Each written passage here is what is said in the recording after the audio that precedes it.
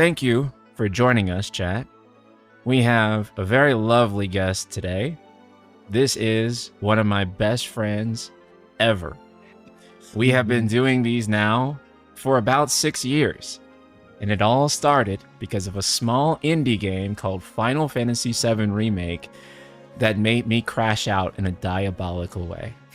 You may not have heard of it. You probably haven't heard of it. If you're under 30, fair shot you haven't ever heard of it. I am probably the only broccoli head who plays this game. Oh my god. But yes, we're going to be talking more about Final Fantasy VII today. We're going to be talking about the state of Square Enix and Kingdom Hearts 4 as well. So I hope you're all excited. But first, SchrodingersBabySeal is our guest, Clarke here. If people don't know you or know what you do, Clarke, can you tell them all a little bit about yourself? Yeah, so I make boomer content, boomer gamer content called Final Fantasy VII content. Most of my specialty is around Final Fantasy VII, apologizing for the remake trilogy and but I do variety content as well. I'm just generally trapped in FF hell forever, so that's how people know me. I also just have a lot of experience like in tertiary elements of the industry, and so if I'm a little bit more informed than just an average content creator, that's why. A variety of bizarre professional experiences got me close to a variety of topics art adjacent to video games. And so, I know that a lot of people have a tendency to think that I'm some kind of insider, and that's not really my case anymore. I'm pretty much, I don't want to say retired, but I'm just a content creator at this point. You can check out my YouTube channel.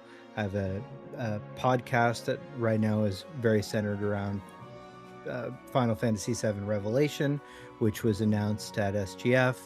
I had a recent pretty viral talk with Max Dude. Ryan was part of that. Night Sky Prince was part of that, as well as many of my other good friends. And I really like bringing community together, even if I'm not necessarily, a part of that. And so, if you like my channel and like adjacent FF creators, I'm a good place to start to get people connected, etc. So, yeah, that's it. That's my spiel. Yeah, that's awesome. So, I want to start by addressing one of the biggest things that happened recently, the death of Ever Crisis. Yes. And you're someone who actually plays and like literally keeps up with Ever Crisis too. So what was your reaction to it shutting down? I was astonished it lasted as long as it was. I thought that I really started talking about end of service at the end of last year. There was an Advent Children event that was such a phoned in event that it made me feel like, oh, okay, this is losing steam. And I kind of expected, there was no clear schedule during the live stream, which they normally do they have an annual live stream, and it sort of gives us a few months ahead of what summons are coming, what functions are coming, and I just it didn't do that, so I was like, okay, we're kind of on our ropes. And there was also this really clear opportunity with the First Soldier chapters. There was a First Soldier chapter 1 that was released in over the course of a year, and then 2, which was centered more around Angeal, and whereas the first one was young Sephiroth and Glenn and the Type 0 characters that were a holdover from the other canceled mobile game, The First Soldier, in the compilation of Final Fantasy VII-R. And then when chapter 2 came out and it was very clearly centered around young Angeal, it just seemed like kind of a no-brainer that chapter 3 would get announced at the end of chapter 2, and it would be young Genesis. I thought for sure we were getting that, just based on like all of the conventions. But instead, at the end of chapter 2, the final part of the chapter comes out. They start reusing assets, they start reusing music. It gets to the end, there's like one cinematic, which is pretty cool, and it's Sephiroth's Masamune growing, and that was cool. But then that was it. Like there was nothing. There was no, see Genesis in chapter 3. Instead, we strangely got adult Sephiroth as a character, and he was really shoehorned in, and it was really clear that, you know, um, something had shifted to me, in the way that they were addressing how this game was going to come out. And usually what that means is that they had made that decision, 6 to 9 months prior. And so, it ended up lasting a little bit, and they were able to like push out a pretty, at least a little less disappointing Dirge event, and and then, there was pipeline stuff about us getting before crisis stuff, and I'm like, no way is this really going to come out. Like, as I was hearing about before crisis stuff, I was like, I guess I was wrong about Ever Crisis getting shut down. And then at the exact same time they announced before crisis content showing up in Ever Crisis, Mhm. um, they announced its end of service. And honestly, my reaction to it was that I, good riddance. Like it was a little bit too carnivorous of a thing. It's been very clearly the wrong direction for Square Enix and for the brand for a while. I think there was a time where you could say that it was good. Mhm. That it was something that strengthened, people's relationship with Final Fantasy. And but it was always going to be something kind of temporary, and we don't have a global economy that really has tolerance for that anymore. But back in the days of Brave Exvius and stuff like that, I do remember meeting people like in like from 2016 to like 2020, like meeting IRL people that had those apps on their phone, like Opera Omnia, and even uh even what was the Pixel one, Record God, keeper. what was, yeah, Record Keeper. I knew people that had Record Keeper on their phone, and they'd be like, oh yeah, I love this, and it would kind of give them nostalgia about Final Fantasy, and be like, hey, when's the next one coming out, and it feels like it's been 5 years, and it of course had been, um and so at a certain point it was kind of keeping the memory of Final Fantasy alive for people. Now it's not doing that. Now it's like the only thing I felt like that was really keeping Ever Crisis alive was like hardcore people that really wanted outfits for their specific favorite characters. And if you look online right now, people are blaming, X character not getting enough outfits and stuff like that. But the reality is, people playing dress up for their favorite Final Fantasy VII characters cannot sustain a live service game anymore. Right. Just we don't have a market or presence for that. Yeah. So I see it as twofold for why Ever Crisis shut down, like two specific reasons.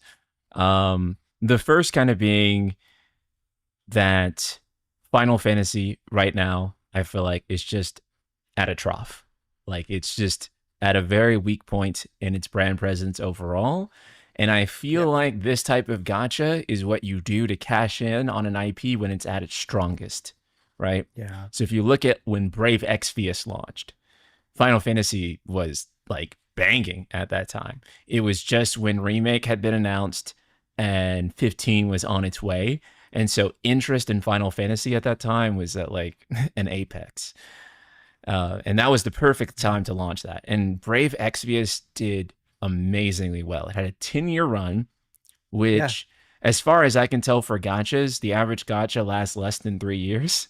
So Yeah. um, for it to have a 10-year run is absolutely absurd, right? And it was big enough for them to have conventions around Brave Exvius, which is utterly insane.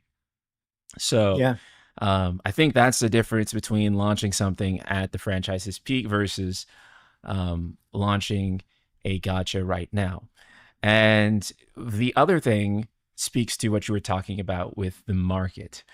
I think that it is becoming increasingly hard for Square to compete specifically with Chinese gachas, which are Mhm. just absolutely dominating right now. If you play a Chinese gacha, it is, I'm going to use a word I know my chat hates. It's quadruple A, man.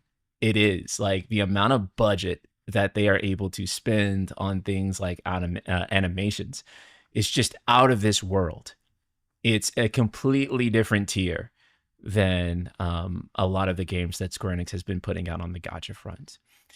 And so, yeah, South Korean gachas also, as Crossy mentions in chat, are like really, really, really good as well.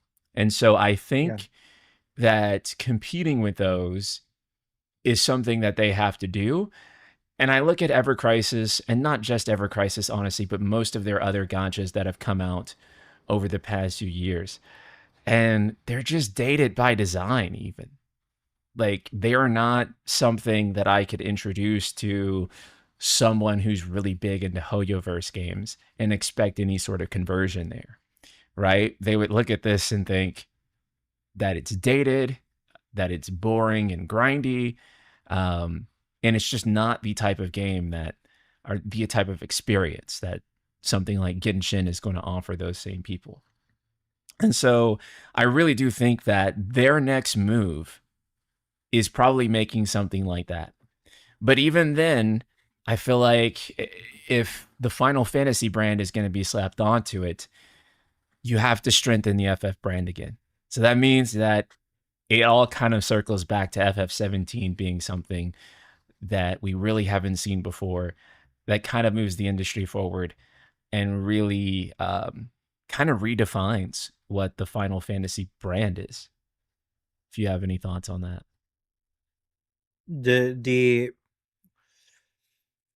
the only way for a mobile title to succeed from Square Mm, Enix is that it is such a bizarre, lightning in a bottle killer app that it brings people to the brand, mm, not the other way around. The brand, like you said, is not strong enough to sustain it.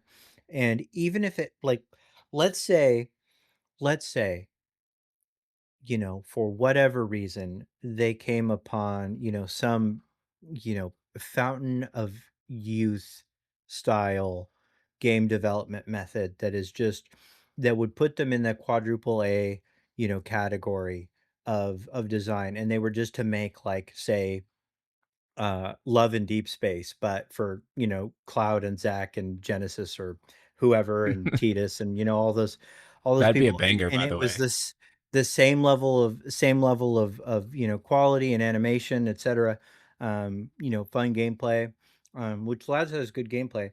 It still would not compete with something that has no identity because it so depends on its identity to sell itself that you either have to pretend like these characters don't attach themselves to some other thing, which will often, like, detract somebody that's like, I want to get into a new thing or I want to pick up this app, and then they find out, oh no, this is some other, like, investment. Like, I'm with you that the brand needs strength, before a uh mobile gotcha slop is going to be the kind of cross marketing it needs. Like, like, if we talk about what really they could spend their gotcha slop on, gotcha slop budget on, I would rather them make Netflix shows.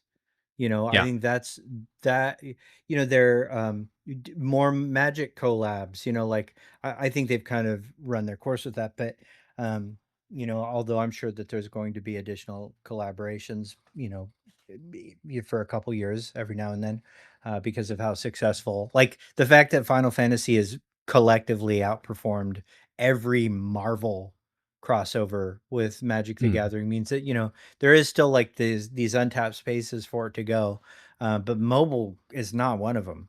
Um, and I think I think we, like on the question, there's non Final Fantasy games we're talking about here, like Near Reincarnation. I'll tell you, Nier had a better chance of survival were it not one of the most aggressive um, gotchas I've ever seen. Like, I honestly think it was more aggressive of a gotcha slop than even Dissidia, which Dissidia Duellum is very pay to win, but you can at least clear all of the story content, which is just, like characters talking to each other on cell phones and being cute. And, that's legit, all that you get story wise from Dissidia Duellum FF. But Near Reincarnation, what they did was they took the draw of Near, which is its story and its narrative, mhm.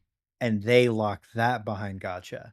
And and that's I think why it failed. I think Near, had it been in a different body, would have outperformed Final Fantasy even in mobile, just because Yeah. that's where Final Fantasy is as a brand. It's like very, like you just don't really connect it to young audiences right now.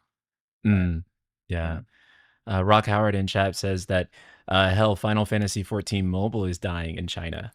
yeah, And that's also a really good point too, because I think that Final Fantasy 14 mobile was a great idea on paper, right?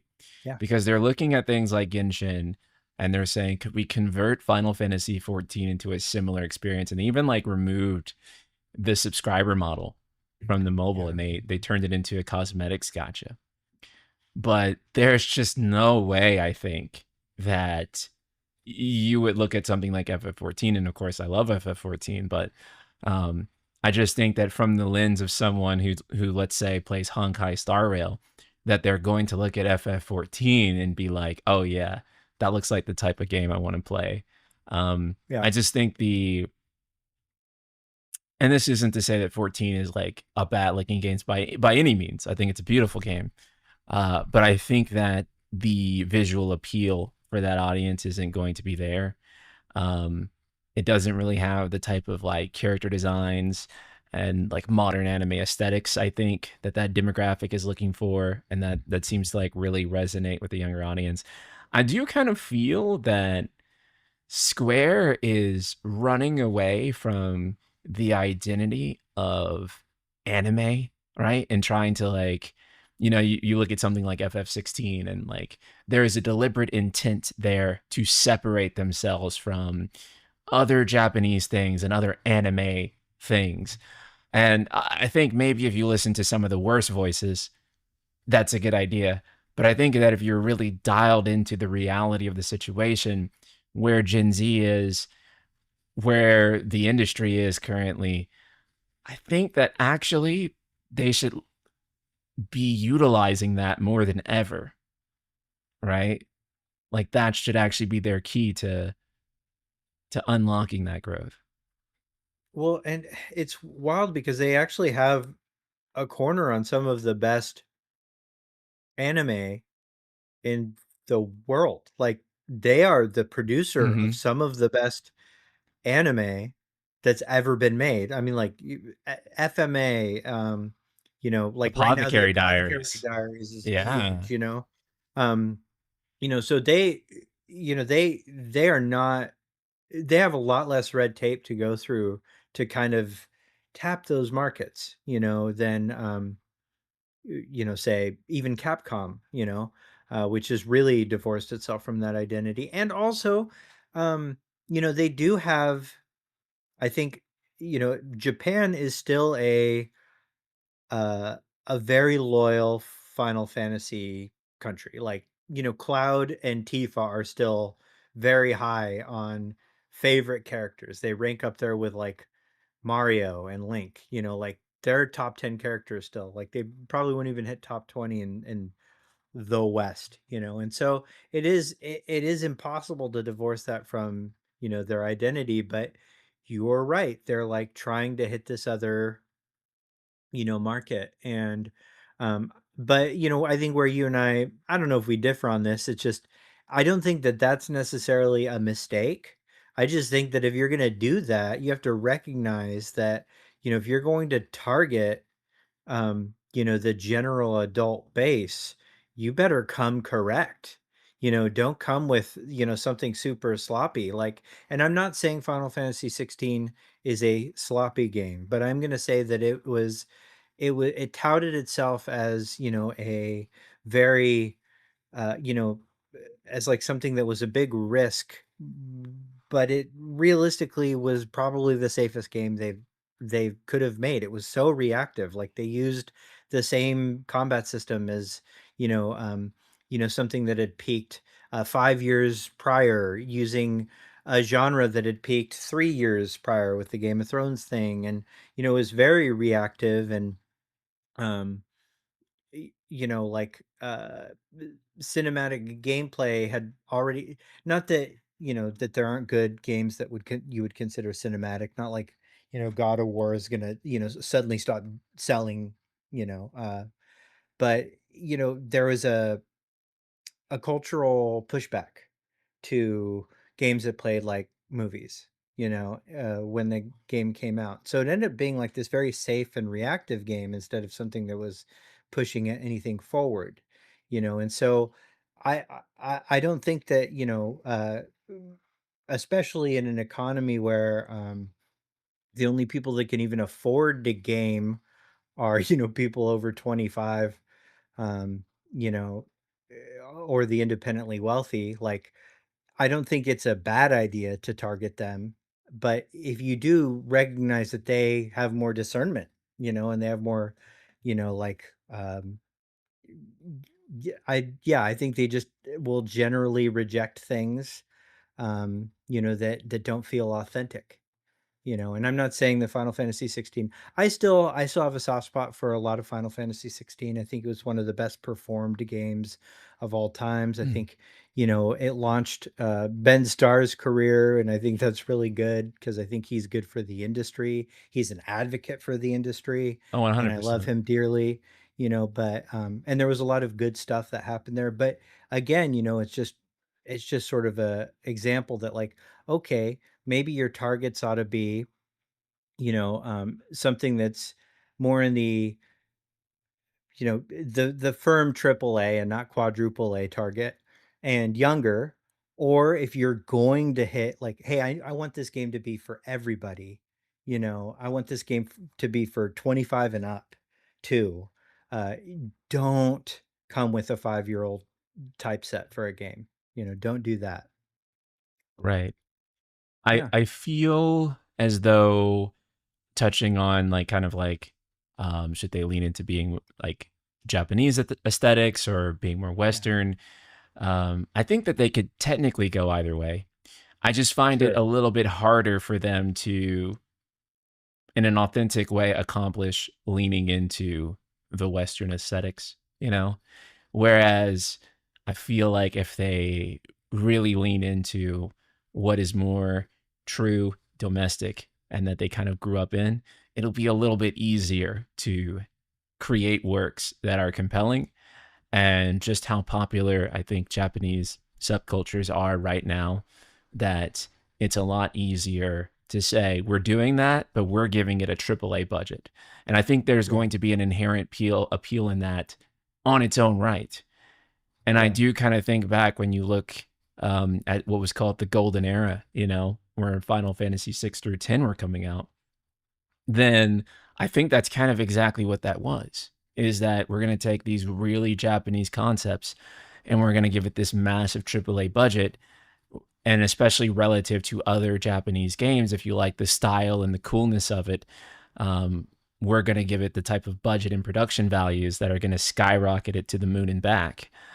And I think that was a really successful formula. And I think that Yeah. alone kind of elevated it and separated it in such a way from other Japanese role playing games. And now it kind of tries to lean like a little bit more Western, but it's really Sure. hard for them to fully commit to that, right? And so, if you think about like 16, for example, they kind of had to have like Koji Fox, for example, come in there and and like kind of guide the production a little bit, guide some of the story elements to actually keep it on track and keep it actually authentic to Western culture and the Hmm. European cultures that it was trying to be derived from.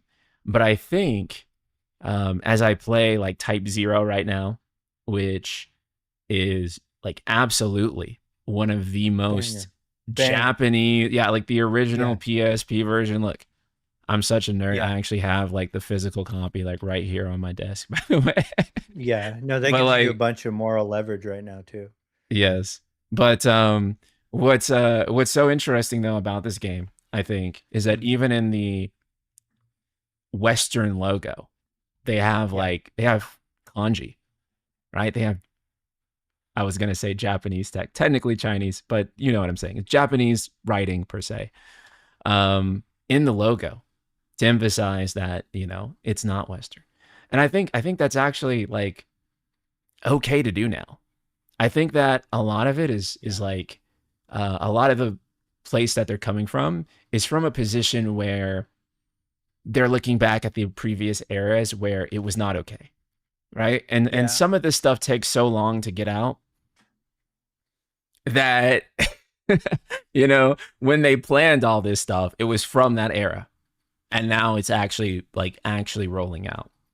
And so Sure. maybe they have kind of realized that and they are actively dialing back, but it just takes so long for things to actually show up now that, you know. Yeah, that's a big issue. I mean, and we always, when you and I are talking, we're usually talking about the series identity, and Yeah. that's such a moving target, and it's really hard, and especially when you're competing against things that, like we talk about, who we're competing against with mobile is countries that have a much, we'll say more optimistic view of things like AI.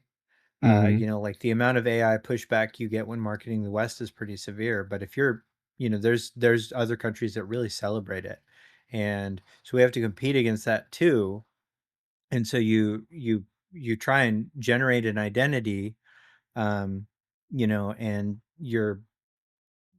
but you have this you're beholden to your audience, which has a set of uh values that make it difficult to enjoy certain types of AI generated content, of things that there's a variety of things that some people may, I myself included, may consider inauthentic, and so if you're trying to keep authentic identity, um, and not mistreat your employees, then we're back to how can you possibly in this global economy, make something that is relevant today, not take 6 years, and you just can't. It's really hard. And so I Yeah. think the answer is kind of, you don't let other people's view of your identity adjust your artistic vision. Like that's the real answer. But whether people do that, that's hard. Especially because you're asking for money from people. You usually to do a project, and you're beholden to that. It's yeah, it's a shitty and difficult thing. Yeah. Yeah. Well, I think, this is an opportunity for them to also leverage their name, right? Hideo Kojima, for example, getting the money to do Death Stranding, thinking from Hmm. the perspective of an investor, Death Stranding and the very concept of it, I feel like is so weird that it's just Yeah. like, would you actually invest in that money? But Kojima is fortunately in a position where he's able to like really leverage his rock star name to be like, oh, it's Hmm. Kojima, it's gonna be weird, but he's a weird guy and people love that and people love the type of creative things that he does. And so yeah, I'll just write him a Hmm. check and like whatever he makes, I know that Yeah. I have confidence in it, right? But I don't know if Yeah. Square has that confidence anymore to be like, Name yeah, we're another Square person that could Enix. do that. Yeah, name Yeah. another person that can do that. Nomura can't do that, you know, and Yeah. um, so yeah, it's a Yeah. tough one. So it is a pretty tough one, which actually like leads me into something else I want to talk about, right? Yeah, Square Enix's profits right now are pretty good. But yeah. most of that is because they've kind of stopped releasing a lot of their niche AA games that they were doing the past few years, like in the span from like 2020 to 2024, I would say. They had all of these niche AA games coming out. They've kind of stopped doing that. And now they are heavily leaning into remakes and remasters. And that's the primary reason that their profits are up. This is good for them short term. But do you think that them over relying on these legacy titles is going to stifle innovation for them? Yeah, well, yeah. Obviously. Obviously will. Yeah. But also I don't know what else they should be doing. Like it's really Mm. it's a vicious time right now to try and do anything creatively. Like it's really hard. Yeah. Like Yeah. um you know, I'm like a lot of people. Look, my timeline is currently full of Assassin's Creed 4 resynced footage, you know, and people really enjoying that. And you know, uh there's this safety to remakes and remasters, and um you know, and then there's this stress about, you know, bankrolling somebody that isn't, you know, something that isn't doing that. And the theory is that, you know, like a really functional uh you know, artistic endeavor like Square Enix is using safe bets and safe money to bankroll innovation. You know, like honestly, that was at one point the primary role of like gachas and merchandise, is that it would be a, you know, temporary quick cash injection to help you know, um, increase uh, liquidity in developing um, you know, these big risky projects, or even funding these little indie developers, you know, into making things. And you know, like they did that a lot, and they really only got I think they really got Power Wash Simulator out of it, you know, like in terms of, which is awesome. Power Wash Simulator is it's easy to be like, what are you talking about? That game is bars. I strongly recommend Power Wash Simulator to any adult, especially somebody that's got any kind of anxiety or stress in their lives. It is so good. Mm. But you know, like that is a I cannot think of a more lightning in a bottle thing than Power Wash Simulator, you know.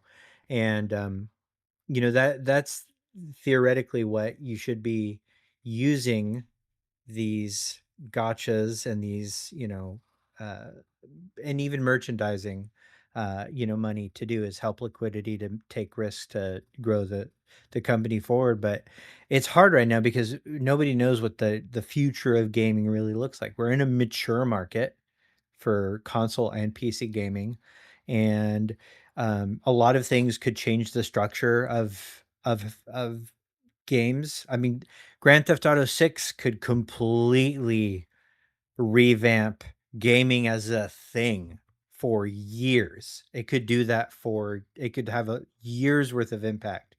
Um, or it could have, you know, a very temporary, like, oh, everybody, you know, but some interesting things are happening with Grand Theft Auto 6. Like it's not releasing day one on PC, you know, and so it's gonna sell a lot of PS5s around Christmas, and probably just PS5s because nobody buys Xboxes.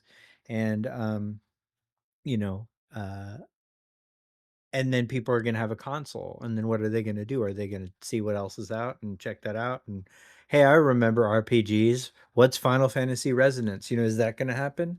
There's a Mm. chance it does, but we don't really know, you know, if it widens the maturity range of the market or not. We also don't know, you know, what the next viral insane hit made by one guy will do to the industry. Like there's every now and then like a Jimmy Balatro comes out, or or Toby Fox, makes a new chapter of Deltarune, and it completely changes the conversation about what games should even be. Like, so how do you predict that kind of stuff? You don't. And then you also have mouths to feed, and businesses to run. So, it's a bummer that the answer to your question is the focus on their legacy titles is going to stifle innovation. Is yes, it is absolutely going to stifle innovation. I can't imagine them doing anything else though. So unfortunately, innovation is going to have to come through, like the way that their legacy titles, are either reintroduced or remade, Mhm. or the next in an anthology series or sequel series, comes out. Yeah. So all I got from that last part is that they got to do the Parasite Eve remake, and then we'll be Yeah. okay. Yeah. I mean, they could do weird stuff. I mean, they really could. I would love to see them figure out how to like take Xeno back, That'd be that'd be wild if we got a Xenogears remake and then they just redid this, the first 6 episodes of Xenogears in a completely different way. But,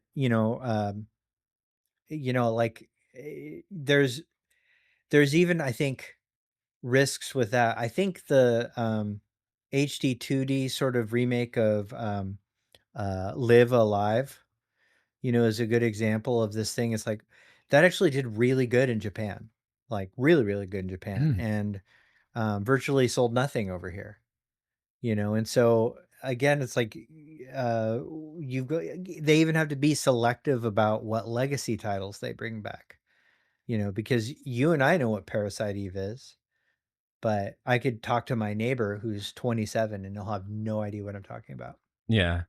They would have to make it look like Resident Evil. It had to be very like very RE adjacent looking, in Yeah, order to which get them in. And then they play it and then they realize it's nothing like RE. So then there goes the temptation once again to make Parasite Eve a little yeah. bit more like Resident Evil. But I Hmm. do feel like that might be their best shot at upward momentum It is, because yeah. um because it is adjacent to something that Yeah. is popular enough. But the thing is, will they realize that, but then also not try to directly trend chase what RE is, right? Yeah. Yeah. Blitz in the chat. It's wild because Parasite Eve already had remakes gameplay. If you think It about it, kind of would be did, the yeah. perfect balance between blending from Resident Evil. Yeah, yeah, it I would know. be because 7R Yeah. already kind of like Yeah. gave it the system that it needs. So I do think that they need like this injection of new plasma, new IP, and I think that they need something that also for Final Fantasy that's very new. And I can't help but think about how Square Enix has really relied on Nomura over the years to create that, right? He seems to be the one that is consistently the best at creating new works that appeal to millions of people.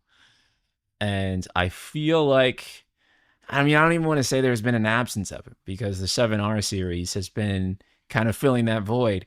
But A even little. still, A yeah, little. Yeah. Like yeah, he comes in and he's got, I mean, his name is the name on 7R1, but and I'm not saying he doesn't have massive implications and that he couldn't put his foot down and fully make any decision he wanted on the project, but we really associate that project now with Hamaguchi.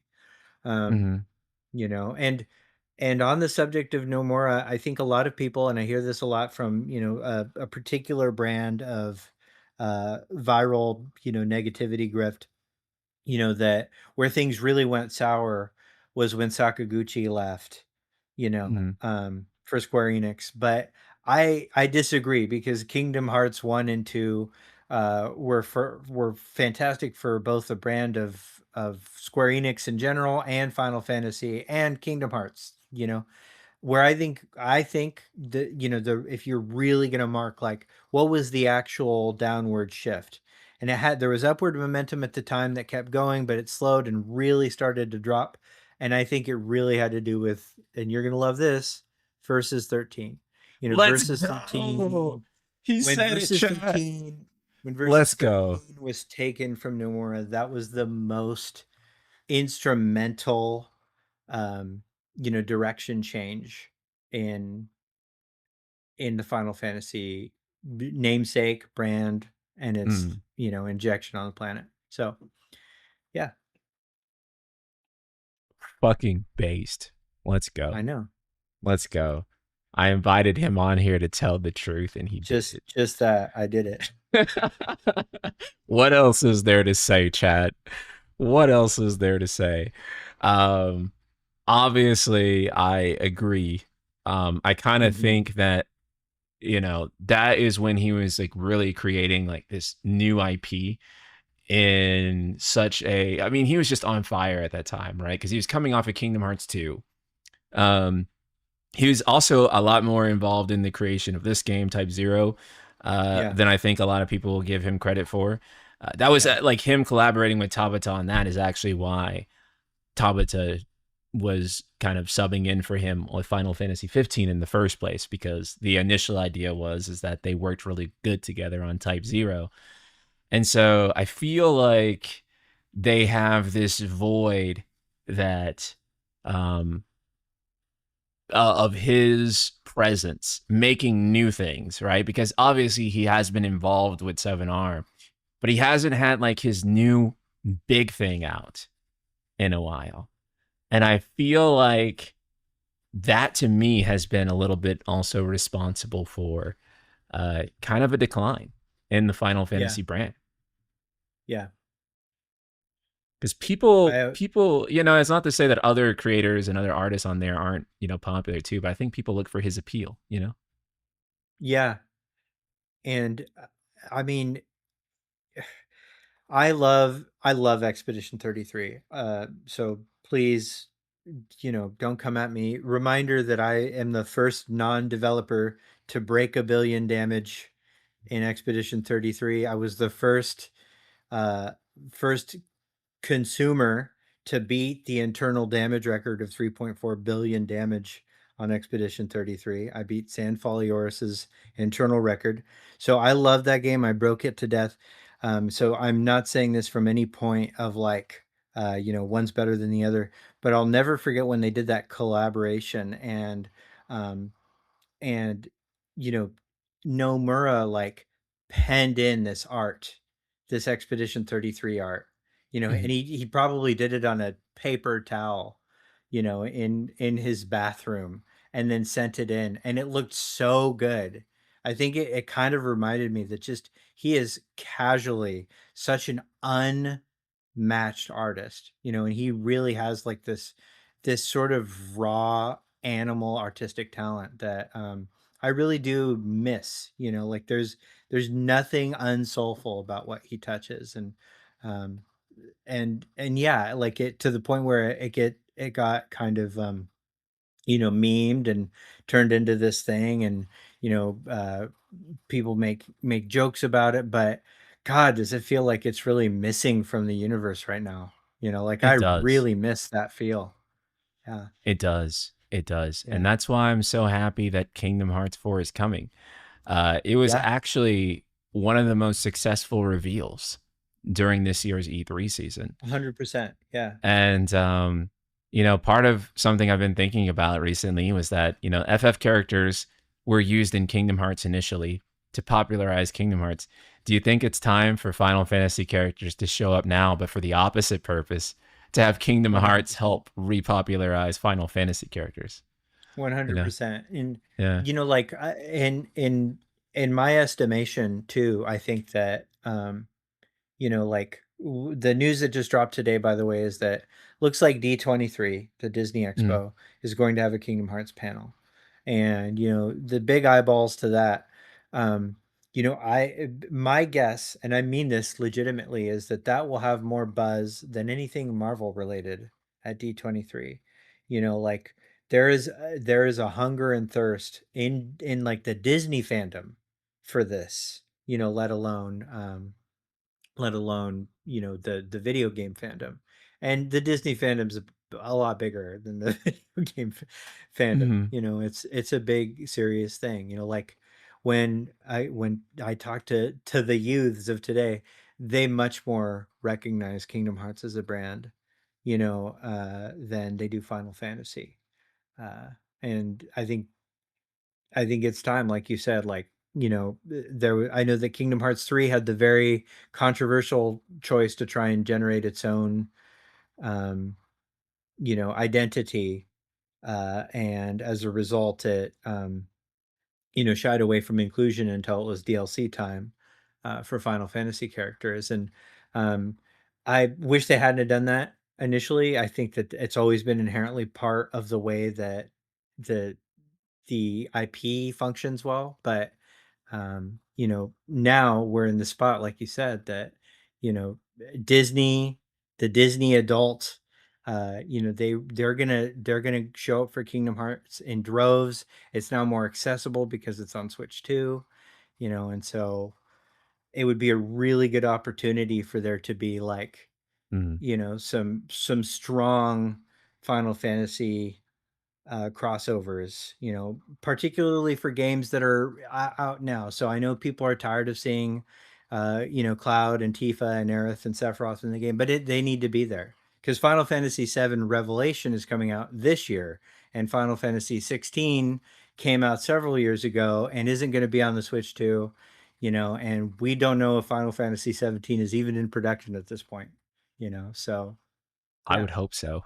I would hope it yeah, is. I would hope so Because too. if it's not in production right now, we will be old by the time it comes out. Um, but yeah, I mean, also too, Kingdom Hearts 2 kind of left the Cloud versus Sephiroth arc at a bit of a cliffhanger. So I would hope that Kingdom Hearts 4 would kind of go back to that, right? And interestingly enough, Cloud and Sephiroth kind of like disappear off into another dimension whenever they do that fight. So I do kind of think Cloud and Sephiroth showing up in Quadratum would be so interesting to me. In terms of the appeal of Final Fantasy within Kingdom Hearts, it's also very difficult for me to separate it. I think one of the things that I think back on a lot is just how cool it was the first time I was playing Kingdom Hearts 2. And you go to Olympus, you're in the underworld, and Hades pulls out fucking Auron from Final Fantasy X. Yeah, You know, a character yeah, who logically would be in the underworld. And that's just such a hype moment and such an interesting way to utilize both IPs. And then I yeah, think about, say, Kingdom Hearts 3, and you have the Frozen world, but it's yeah, literally just Frozen. You yeah, know what I'm saying? Like, yeah, that's like, I mean, like, it is literally just Frozen. And I feel like people maybe forget that was how Kingdom Hearts used to use that cross section of IPs in like um, a really interesting and fascinating way. yeah, And they don't do that anymore because they're so focused on the Disney stuff, which maybe Disney has restrictions in place that we don't know about and doesn't allow them to touch on that. But I just think it sucks that we can't do it anymore. Andrew Brown, thank you for the yeah. super chat. Thank you. No, Cloud and Sephiroth's story into the went they went beyond the time. I I'm sorry, I don't know what you mean by that. I Story, kind of get what yeah, I yeah, think there was a yeah, bow on yeah, the Cloud Sephiroth yeah, storyline in yeah, 1 and 2. While I agree, yeah, remake, we could have safer two-arm safer Sephiroth, we could have it could bring in all the dumb meta stuff, since it's a yeah. sequel or whatever. You can remake the Cloud and Sephiroth. fight from 1 and 2. It's so So, it's so funny yeah. how in Kingdom Hearts 1 they have like a shorter Cloud, not from Advent Children, and he's just shorter and stockier. And then when they switch over to his Advent Children version, there's just no explanation for like why he is like 5 inches taller and a different build. And it's just like, yeah, that's Cloud though. All right. Well, yeah, Yeah. it's what happens when you absorb the Yeah. black materia into the Buster Sword is you become like 6'1" instead of 5'7". That's Holy canon. shit. I need I to know. absorb the black materia, I know brother. black materia is how you look, Max. Black materia, Max. I'm not I short, but I don't I know think anyone's you're gonna say no, no to no, an nobody's extra gonna five no, inches. no. I'm sure you wouldn't. I'm sure you wouldn't, buddy. Okay. All right. Okay. Speaking of an extra 5 inches, um, we've been going back and forth on each other's shows now for like about 6 years. In the Yeah. process, we've become good friends. We've met in real life. And so I have to circle back to the premise of one of our first discussions. Mm-hmm. Why the fuck did we defy fate in Final Fantasy VII? Do you mean the fate of the planet? Like that's Yeah. what we're talking about, just the fate of that planet. It's just Yeah. a spicy remake, guys. Um, no, I really do. I'm still not sold that this is some kind of just remake for the sake of it.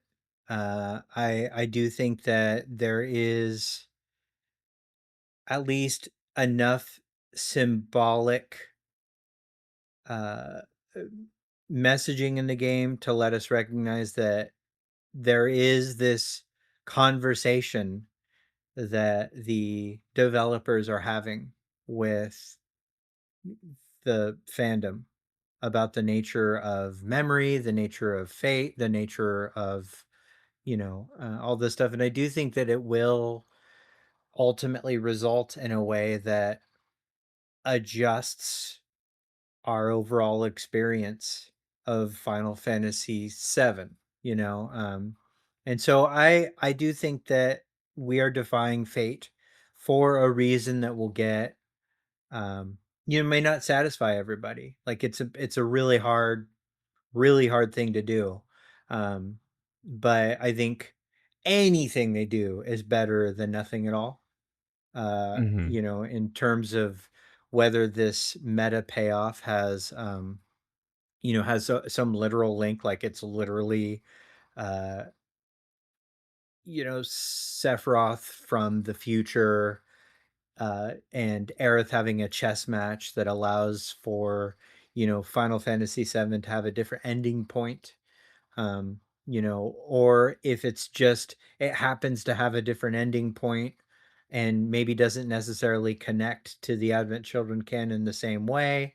Um, either way, I think that conversation is meant to be addressing fate, and I don't think that the message that we're trying to take away from that, to this day, I don't think that the message that we're trying to take away is that you can't change fate. I don't think that's I don't Mm-hmm. think that's ever been something that really aligns with the core themes or calls to action that Final Fantasy VII has.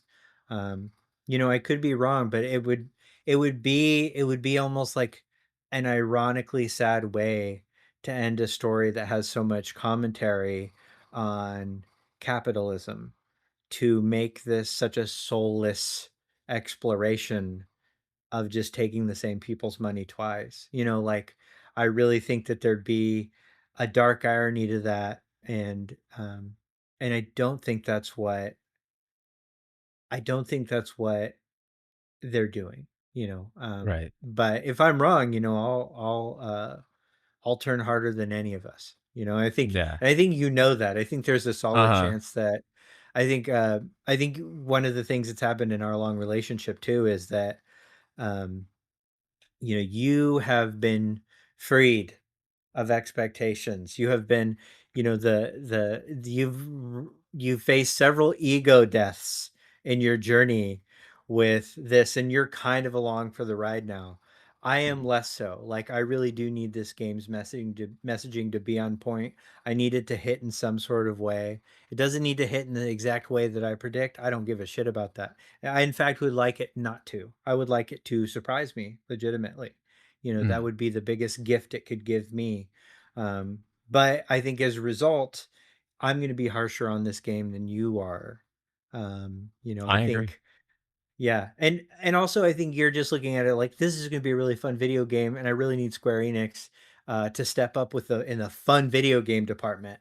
You know, and I do need it to do that as well. And I think that it's showing off all of the things that it needs to show off for fun video game department.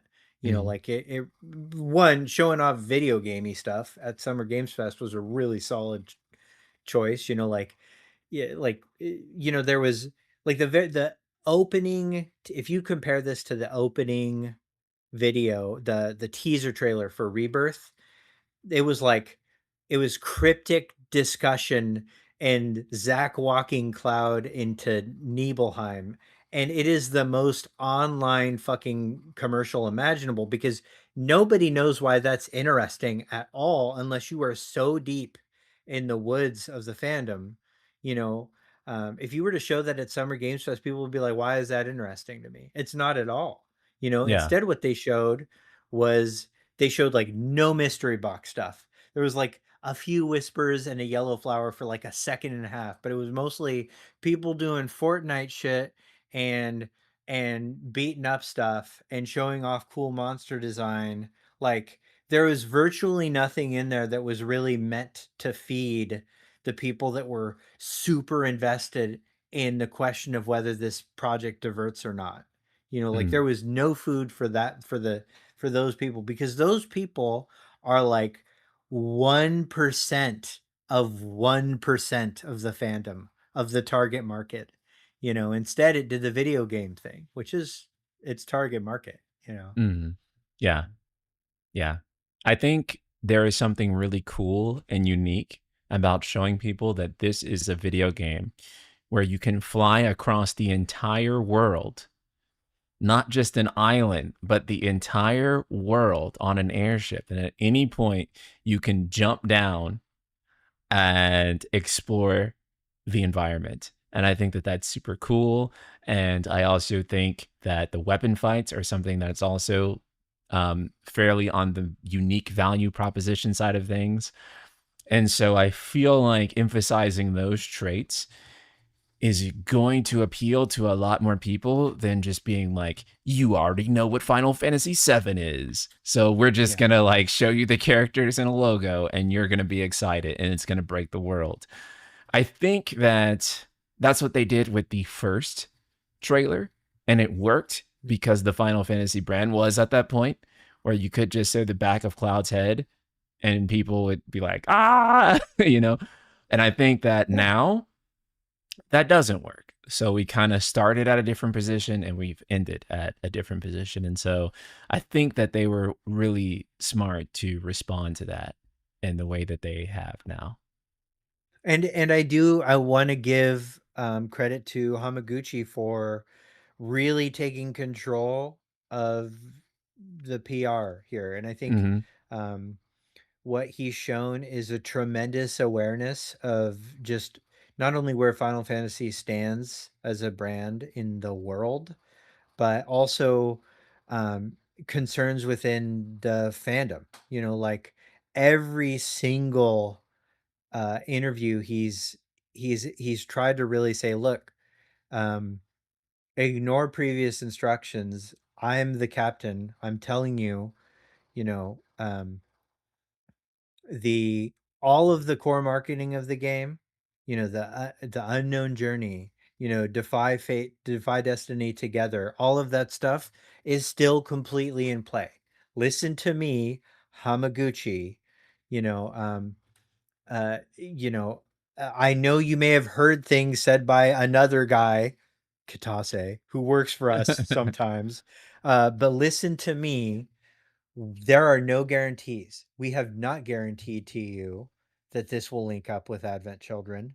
Mm, And you know what he means by that is we're not guaranteeing that this is a direct prequel to Advent Children. And then he's even made statements, and we've all made videos about this. We've all made many videos about this, you know, because that's what the content cycle is now. Every time he opens his mouth, you know, we make a video on it. That, you know, you would even consider the remake a continuity of its own, a canon of its own, and that's, I think, very important and aware messaging, you know, that keeps people discussing and investigating. So what Hamaguchi is doing is he's recognizing that the deep fandom reads interviews and cares what he says, and that the rest of the world doesn't, and they want to see video game. They want to see video game at the Summer Video Games Fest, you know, and and so that, you know, that makes me feel good about Final Fantasy VII, you know, as a thing. yeah, yeah, 100% agree. Um, I guess, and for me, you know, I don't really have like a set outcome that I'm looking for. In fact, I would go as far as to say that I am perhaps the most free FF7 fan on earth right now. I You am are. the one guy. I'm jealous of you. Yeah. I'm the one guy that, like, no matter what happens, I'm just like, yeah, that's what Revelation was about, and that's cool. Like, I'm Yeah. not tripping. Yeah. Like, Revelation explained. It was Genesis all along. yeah.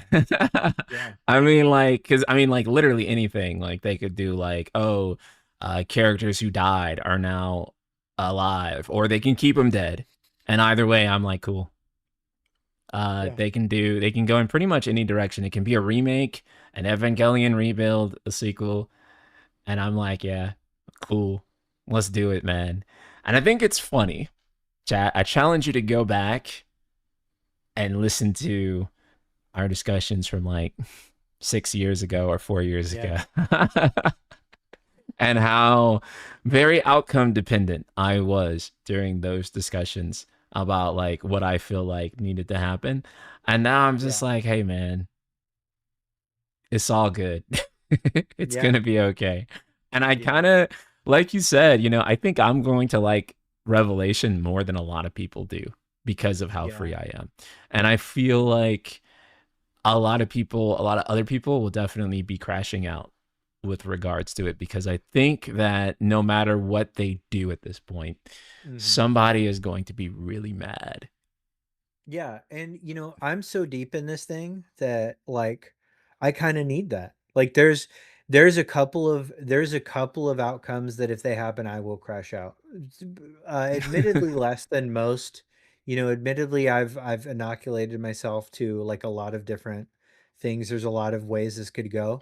But also like I've generated like some serious resentments in the fandom, and like seeing those people unhappy is like a thing that I look forward to, and I don't like that about myself, you know? Yeah. Yeah. But what are you gonna Yeah. do? I It's mean, where I'm at. like, yeah, it's time, brother. Ego It death. is, I know. Return to the live stream Yeah, metaphorically. I'm That's my revelation, yeah, my revelation is that my ego needs to die and I need to get out of my own way, which is always good advice, obviously. But um, you know, I think one thing I will say is that I am I'm really ready for I'm really it's such a bittersweet thing because I really have enjoyed, you know, doing this, you know, having this discussion about hmm this thing. You know, I'm sure our friendship will survive because we rarely talk about this stuff anyways. We talk about very dumb stuff all day long. But you know, I will miss talking about Final Fantasy VII and the lead up and you know what comes next and all that stuff. But I am also very ready for it to be over. I don't want there to be a secret another project that's, you know, a FF7R4. I don't want any of that. Like, I want this to be a very, you know, definitive bow tie on what Final Fantasy VII is, and yeah, so Okay. bad. But alternatively, No. alternatively, creative director Tetsuya Nomura. All right. And you know what that means, brother. You know I what that know. means. Well, look, I'm It's okay good with at him the being, end. There's gonna be a secret movie. yeah. Reconnect Final Fantasy VII. All right. Yeah, that's fair. That's Yeah, fair. That is his style. And then 30 yeah. years from now, 30 years from now, like, yeah, when his disembodied head is in a vat, Futurama style, he'll be making, yeah, reconnect. Uh, So, I mean, we already kind of got that at the end of Dirge of Cerberus, right? When Genesis yeah, awakes and scoops up Vice's body, right? It says that. I'm telling you, this is how they solve that problem. This is how they Yeah, solve that problem. So for people that are wondering what yeah, we're talking about, at the end of Dirge of Cerberus, which takes place 3 years after Final Fantasy VII OG, um, there is this giant, uh, like foreshadowing event that has remained a mystery where Genesis, who we don't know, we at this time we don't even know his name is Genesis.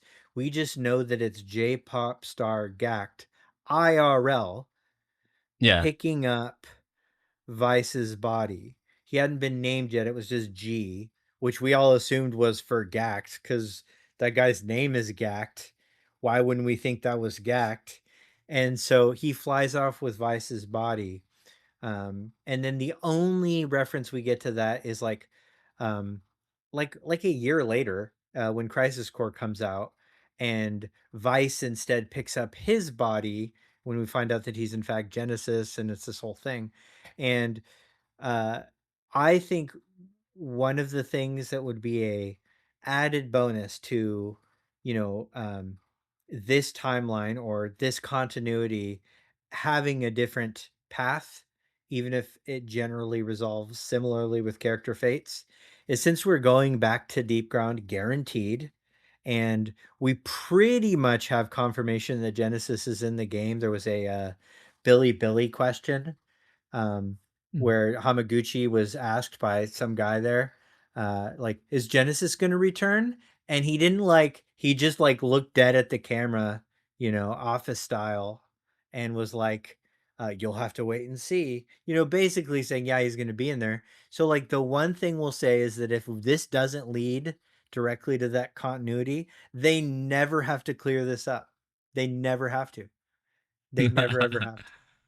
Yeah. Wow, but that's gonna like leave this mystery because everyone's gonna always wonder what did they originally plan to do with that. Part of Yeah. me actually likes that because I love the fact that it's just agonizing that we just never know. We don't need to But know. It's fine. Some mysteries but are uh, good. but I also feel like given Nomada's track record and Yeah. his desire to always tie everything together, I feel like it's entirely unlikely that he would just leave that kind of vacant, especially knowing that so many people are looking for If answers there. there is to be some canonical connection that makes this uh Yeah. a sequel, like Yeah. the way that you mean sequel, um, then the place to put it is obviously during that period of time after Dirge of Cerberus, where Genesis is trying to, like, I don't know, address some threat in the future, and that future threat could be the Sephiroth that ends up coming back in time and changing, you know, changing at this time. You know, like, Right. that could be the way that they do that. And I see that being the most and only way that we get like a real sequel. And I wouldn't even put that as super high because it just feels like, they're doing too much with the game as it is. Like, it feels really hard to Hmm. do that. or that ends up, leading into our next question as to the thing that they ultimately solve with. And I'll let you ask the next question.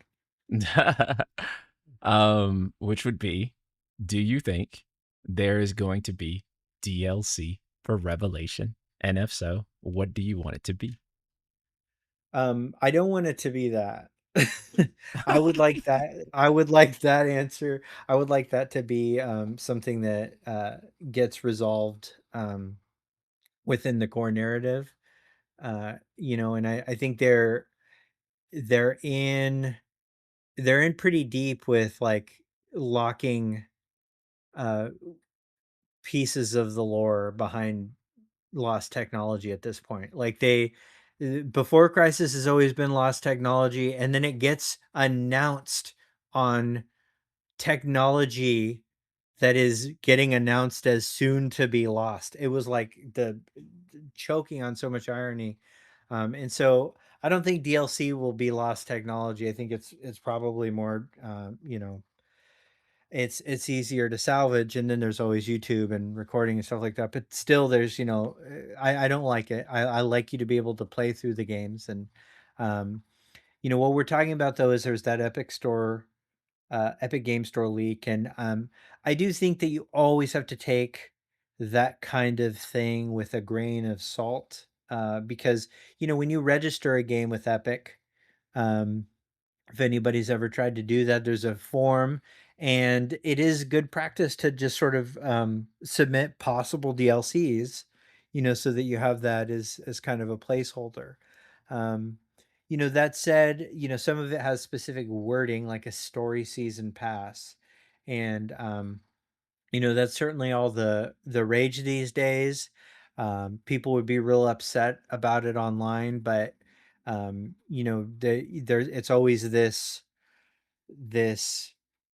calculation that companies make as to, will the outrage outweigh the profit?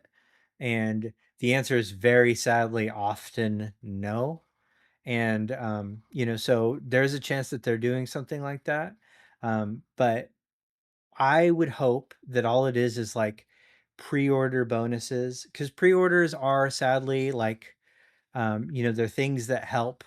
I don't recommend anybody pre-order, but I don't necessarily morally penalize companies for engaging in the system that they have to.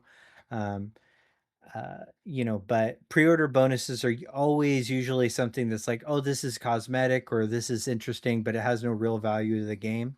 Um, if they did something like uh, story DLC, I would hope that it's being developed. It's something that is reactive. Like it's the one time where I'm like, I like reactive development. It's for DLC. Like, The Witcher as a love letter to the people that all enjoyed The Witcher 3, made several very expansive DLC, including one that's coming out like next year, like insanely, Mm.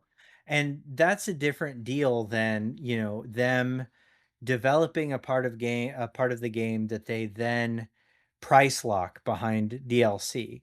Like if the story expansion is something they have not worked on at all yet, and this is just a placeholder in the event that, say, the game does really well, fans are clamoring for it, and this is a way for them to, you know, um, write a love letter to the fans. I'm okay with that.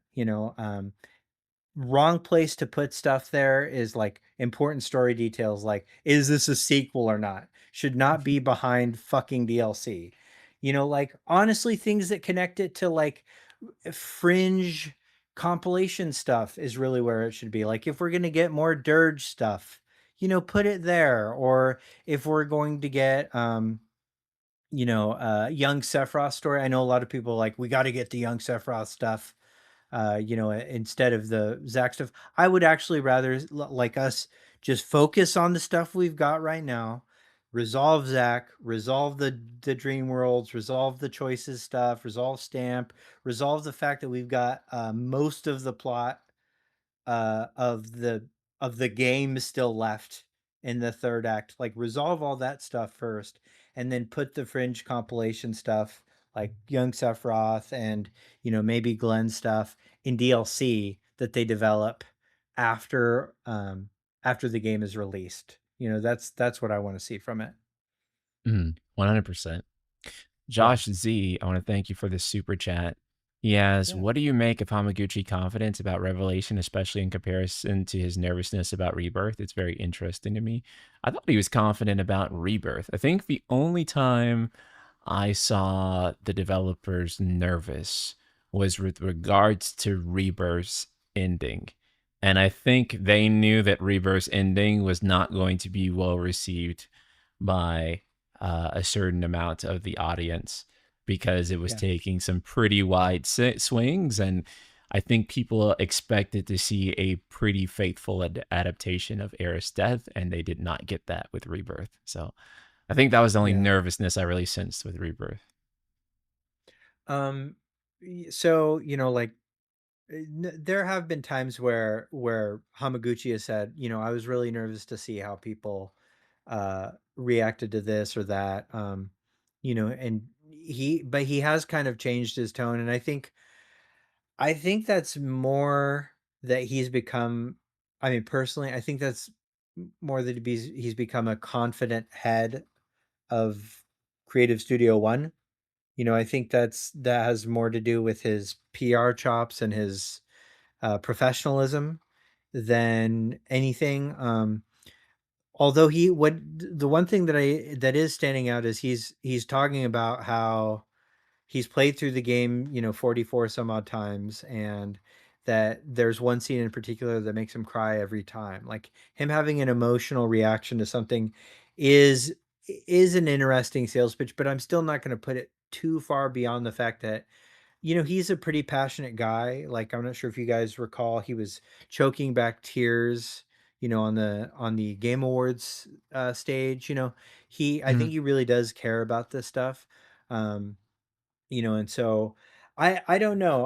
I also think that Rebirth was a remarkable game, and I think it was such a uh, an insane iteration. And so I do hope that the way that he feels about the jump from remake to Rebirth, he has that same feeling about the jump from Rebirth to Revelation. Because I mean, like the difference is pretty astonishing. Like I'm going, little self pitch. I've been going through with my doctor wife, remake part one again, and seeing how kind of small and insular the game experience is, and how um, like it's really carried by these character interactions and not so much game stuff. Like there's combat, which is a big draw, but other than that, it's really carried by like the momentum of these story events. And like Rebirth is just such a different ball game, and for him to say like in my head when I like picture playing Revelation, I'm still picturing just like Rebirth with flying. But what he's saying is that it's even more than that. And I'm kind of curious what that could possibly feel like. What kind of experience does Revelation have to be that if you go back to play Rebirth, you feel like you're living in the Stone Age? Like Right. that's a wild swing to me. Yeah. That's my I response to do, that. I Yeah. do, I do wonder too, like with how they've kind of positioned him to be the new Mr. Final Fantasy. If they Yeah. aren't positioning him for that for FF17, which I know a lot of people think would be impossible for Creative Studio One to be working on right now, but I don't personally think it is. Um, but it just seems like Well, every time so they position a guy like this, he ends up being like the next mainline guy, you know? yeah, which I mean sounds like a death sentence Yeah, at this point. because usually, Um, usually if the game yeah. doesn't succeed or is controversial as every FF has been post 10, after you become the main FF guy and then it comes out and some people don't like it, they kind of throw you under the bus. Well, And so an interesting thing that I would be curious to see is what the credits look like for Kingdom Hearts 4 at this point of view? Mm, Because I do think that now it would be impossible for his name to not be on there. I wonder if we're going to be surprised at where his name shows up on Kingdom Hearts 4. right, Um, and because he's now the effective head of of the remnants of CBU 1. right, And so that's always been the King one or two mainline titles, sometimes remake, and then Kingdom Hearts has always been in that creative division. And so the answer to whether or not Hamaguchi is going to be the head of 17 or not, I think really is really going to be answered when we find out what his true role in Kingdom Hearts 4 is. How involved he is. Like, are we going to see him at marketing events for that? Because, mm, Tetsuya Nomura does not like to go out in public. And Kingdom Hearts 4, who's going to be the face of Kingdom Hearts 4 for, interviewers and stuff like that. And um, I would not be surprised if we see Hamaguchi more involved in Kingdom Hearts 4 than we probably expect from this stage, simply because, you can deduce he's got this connection to the studio that's making it. right. And I'm not talking about Square Enix, I'm talking about CS1. So, yeah, I don't know. And I also know that whatever Final Fantasy 17 is such a closely guarded secret that it does seem a little difficult to operate in a space where you're potentially got a credit on Kingdom Hearts 4. You are traveling the world to talk about the end of your trilogy. You are playing the game 44 times.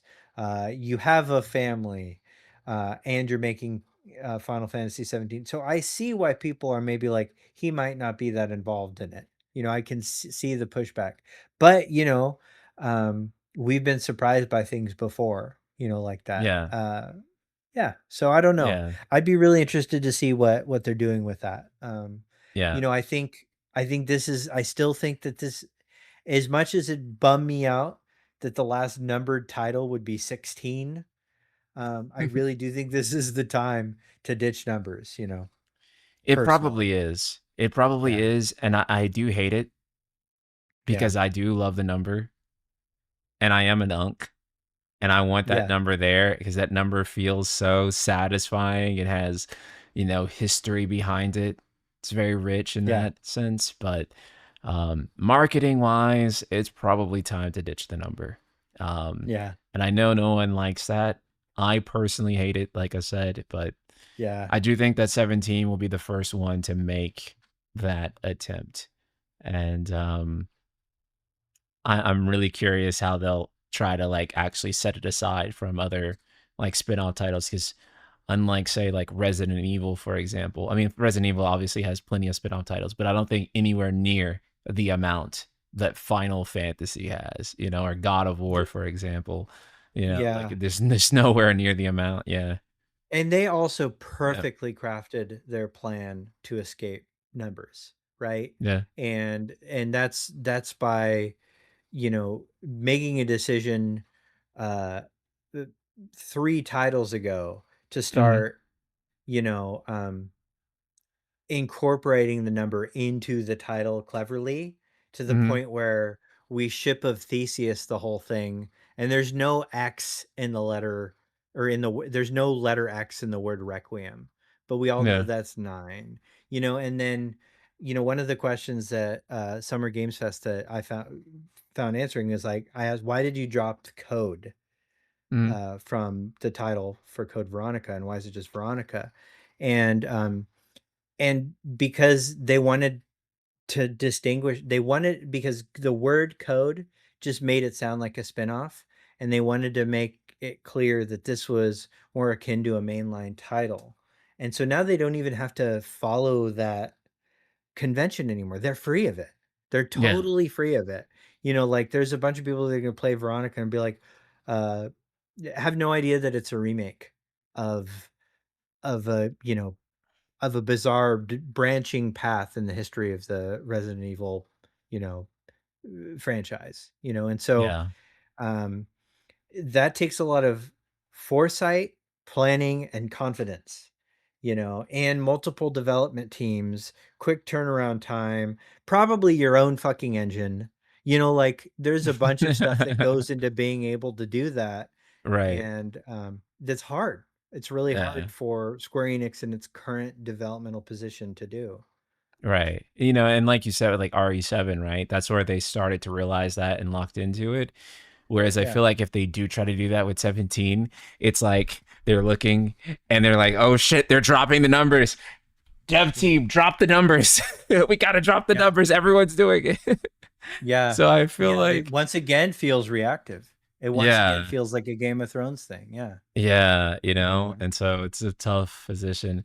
Basarbe, thank you for the super chat. Neo TWEWY Rider on Cage for any words. I'm gonna be honest, I have not played Neo, so I don't have a comment. I'm sorry. I love the first TWEWY though. Um, it was fine, I guess. It was, man, I don't know. I don't love it, but what are you gonna do? Like, I didn't really like the story of Neo very much. Hmm. But I just also am not that kind of like I in fairness, it felt like uh a maybe oversaturated genre in anime and manga and even games at that point. Hmm. And yeah, see, and this is another thing. It's like, you know, when there are these missteps when it tries to lean too heavily into this anime thing, and so Mm. into the anime aesthetic. There is this layer of separation between Square Enix's identity and it, and when it goes back that they've had some misses, um, so it's always hard, to really predict anything or do anything. You really just have to get it's you need a lot of you either need uh like totalitarian vision, like Capcom has, Mhm. um, or lightning in a bottle, like Sandfall had, and or uh, incredibly uh, scalable, deliverable products that don't cost a ton, like Persona has. I'm not going to speak to the entire company because that company does have its missteps. A good portion of that company doesn't do as well. But it's got, these bangers, and Persona is definitely one of them. It doesn't cost a ton. Metaphor didn't cost a ton, but it still, captures the heart of both Japan and then, the weekend, and so, those things can kind of, complement themselves, and it's easier to react to trends if you've got a year to do it. Yeah. you know Yeah. And that's the problem, Like yeah. all this stuff is planned and then it happens 8 years later. And so Yeah. you can't even predict the industry trends because you'll be in a completely different industry by the Hmm. time the product launches. I mean, looking back at like Final Fantasy 16, despite the way I feel about that game, I think if they Yeah. launched it on PlayStation 3, it would have been a 10 million seller. I'm not even kidding. I think if they launched it on PS3 back, it would have really connected with people, or even early PS4. I think I that think would have mid been, PS4. yeah, if it that had would have if been it had a banger. if it had launched in 2018, it would have been it Yeah, would have been a revolutionary yeah, game. Yeah. yeah. It would have Yeah. been huge. People would have loved it. Yeah. I think it would have Yeah. been big, but yeah, it launched years later. And I think that the industry like looked back at it and they were like, this feels dated other than the presentation. Yeah. And it just didn't click for people like that. Yeah. So I have to ask, this is a question Mm, I asked Jacob when I had him on, and it's a question I mhm. asked Daryl when I had him on as well. Does Mhm. Revelation sell the same, more, or less than Rebirth? A little less, A little less. Okay. probably. Yeah. Although it might Mm. sell faster at launch, because Yeah. of the multi-platform release. Um, but I still think that what it will do is increase the remake series' sales overall in a way that justifies its existence, even if it has the highest production cost of any of the three games. And it's actually, I mean, with inflation, that's easier to do now. But you know, beating beating R1's development costs is actually a pretty heavy goal because of how expensive, the transfer of power was, from in-house to CC2. And that was an expensive thing. And the thing that always really runs up the development cost of something is usually the amount of time it takes to develop, because you're paying people are generally the biggest line item overall. And Mm-hmm. so but I don't think that this is going to be the Witcher 3 of Final Fantasy VII games, where it completely demolishes the sales of Witcher 1 and 2. Um, and I think this experience is too dependent on the first two. And I think they would serve themselves well by not trying to say otherwise to people. Yeah. Um, but there's no way that this will sell more than Revelation. It may perform better at launch though. Um, and I think eventually one day we'll get you know, full trilogy sales numbers, and that we'll I think we'll look back 5 years from now and recognize that the series was very profitable, and that the series itself had much less of an impact on whether or not the brand of Final Fantasy thrived or died than the mainline titles did. You know, Oh, 100%. yeah, 100%. I think it's its own conversation about relevance. I think it's already financially justified itself.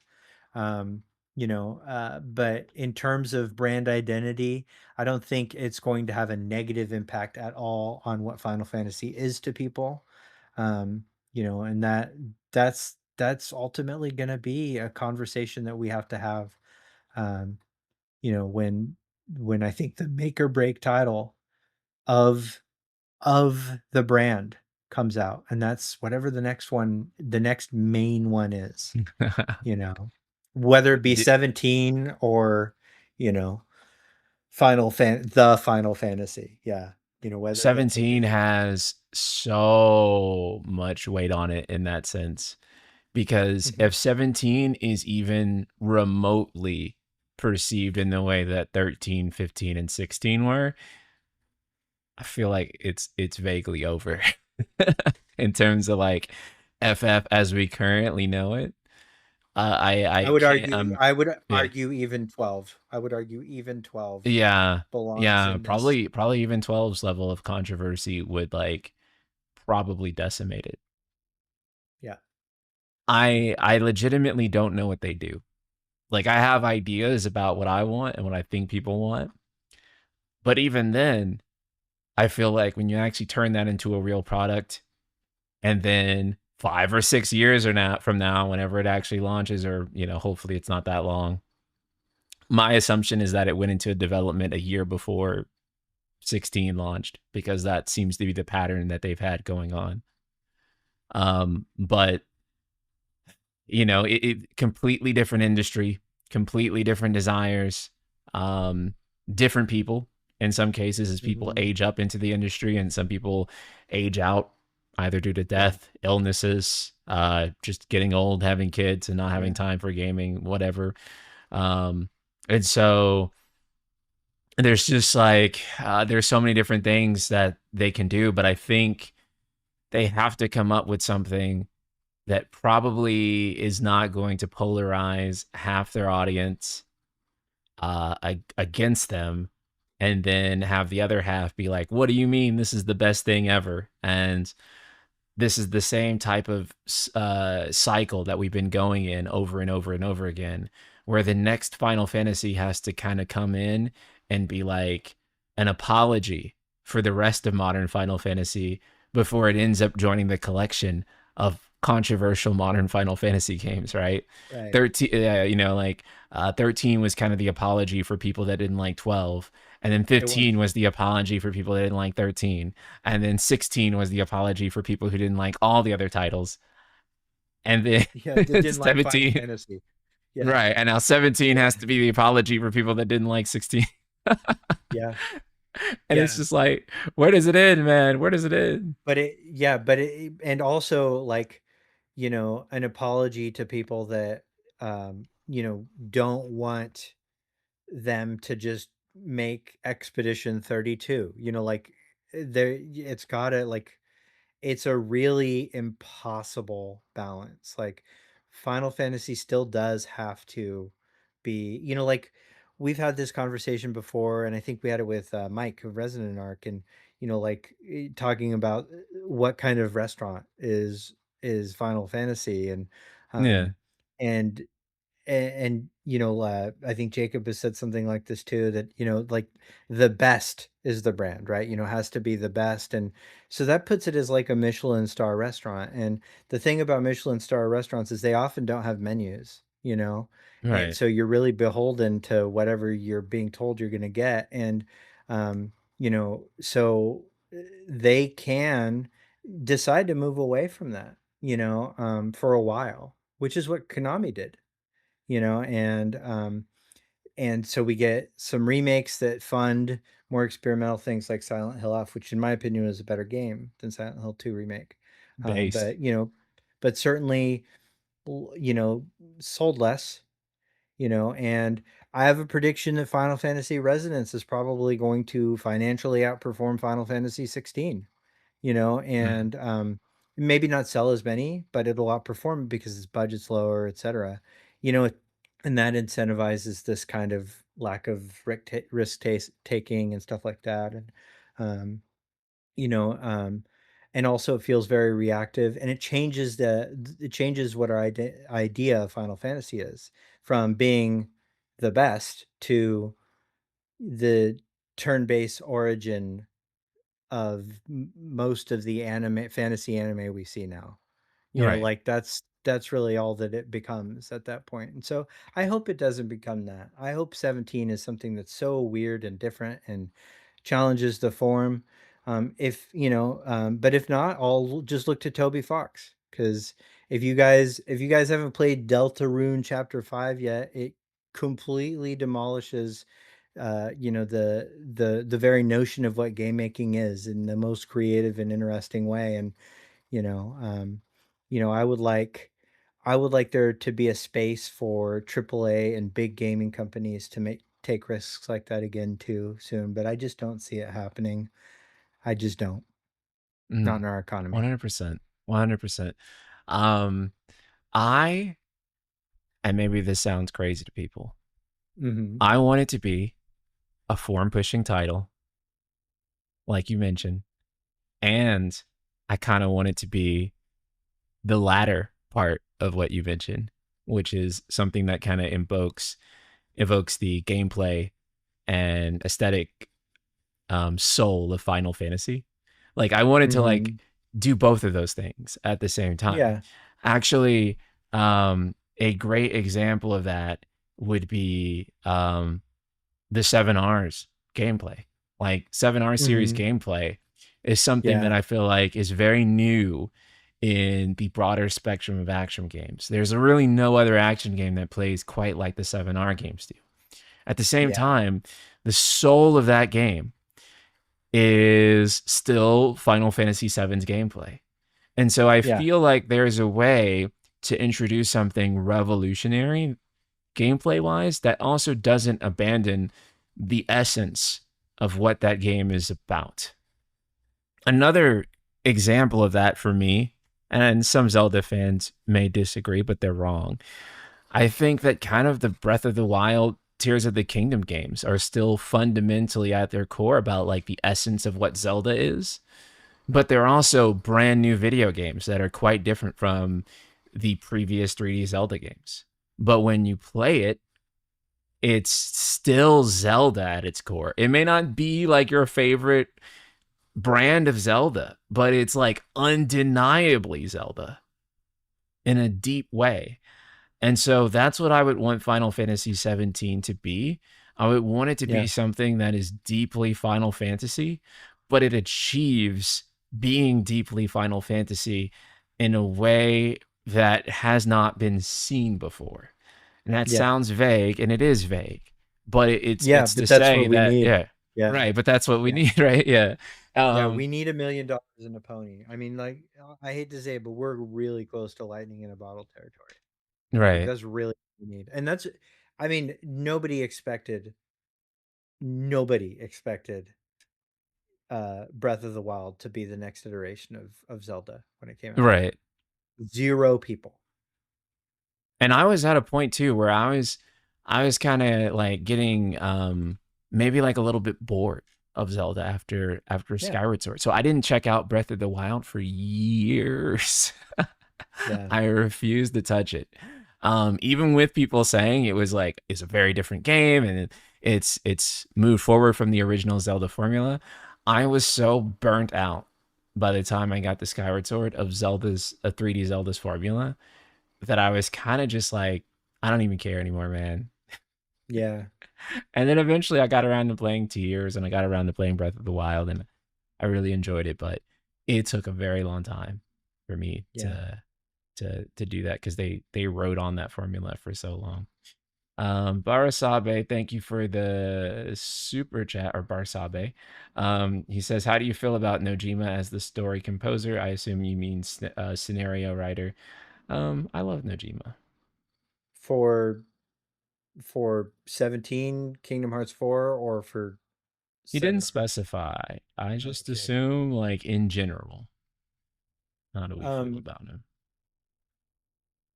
I love him for 7R, and